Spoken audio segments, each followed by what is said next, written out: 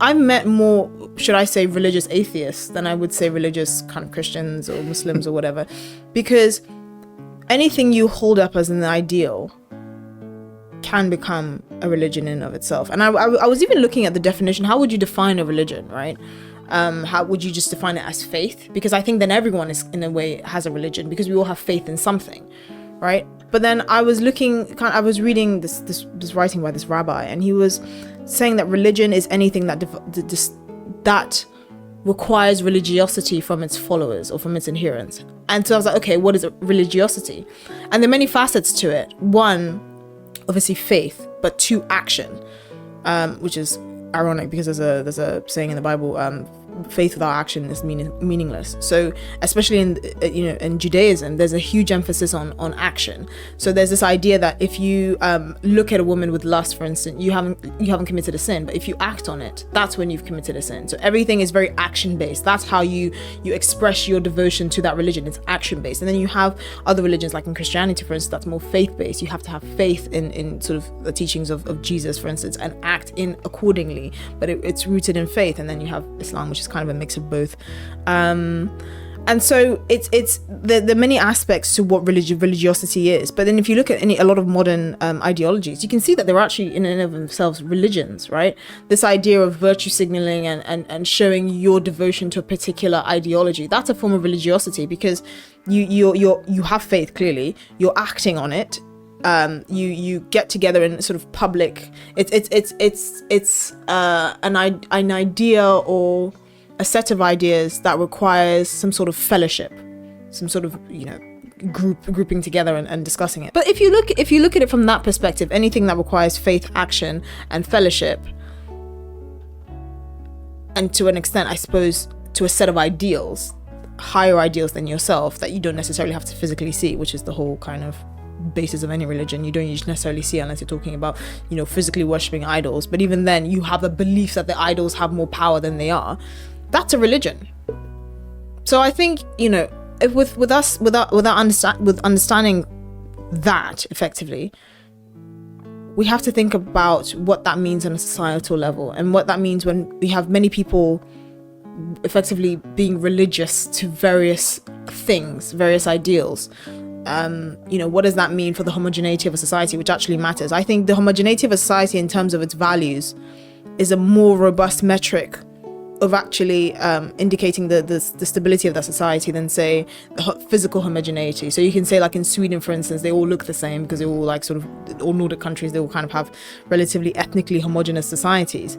But if you had a situation where they were sort of ethnically homogenous, but they all had very, very different views, they all had very different religions, they all had very different values, is that a society that's worth emulating? You would see that it's a more unstable society. So these are the kind of things that I kind of ruminate over.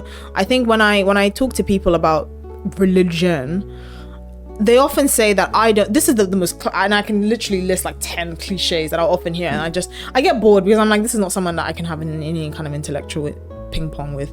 They'll be like, oh, I don't need a book or a set of rules to tell me how to be a good person or how to live properly. That's usually the first one.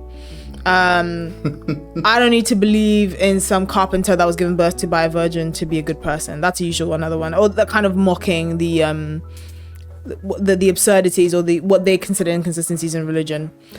Or they will say religion is all about power and control, and it's caused the deaths of so many people.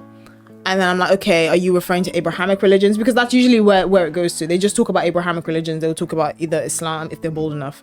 They would say Islam, or, to an extent, Judaism or Christianity. And then I'll remind them of the Aztecs and how they were effectively sacrificing children to the sun god. And then like, that's not an Abrahamic religion. Yeah, but it's still a religion. I was like, okay. Do you not think that things have been done, acts of evil have been done in the name of something that you would not consider religion? Or, what is your conception of religion? It's actually very weighted. And I give them an example. I said, look, in history, back in the day, way back in the day, it was common practice in the Igbo tribe in Nigeria to sacrifice twins, because they believed that one was born good and one was born bad, and you didn't know which one, so they had to murder them both. Right? Okay.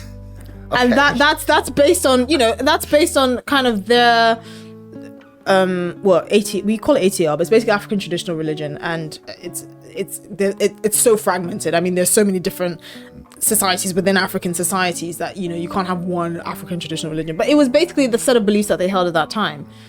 And I would think, would you consider that a religion? And to what extent would that overlap with culture, right? And then if you go down that route, can you then argue that some cultures are better than others? Which I believe that some cultures are inherently better than others, right? But you can't say that, because then it flies in the face of tolerance and diversity is our strength. I don't think anyone disagrees that like the free West is better than Hitler's Germany. Like I don't think there's any like. Do you know what I mean? There's to an extent, though. I think that's an example that everyone can identify with, because Hitler's Germany is like, when you picture Hitler's Germany, what do you see? The mass murder of millions of Jews and Roman Egyptians. But would you? I find, and maybe this is a particular subset of Western society, there's a fervent defense of just Islam in general. And I say this as someone with loads of Muslim friends, and I understand the religion probably better than most, because I had studied and all of that.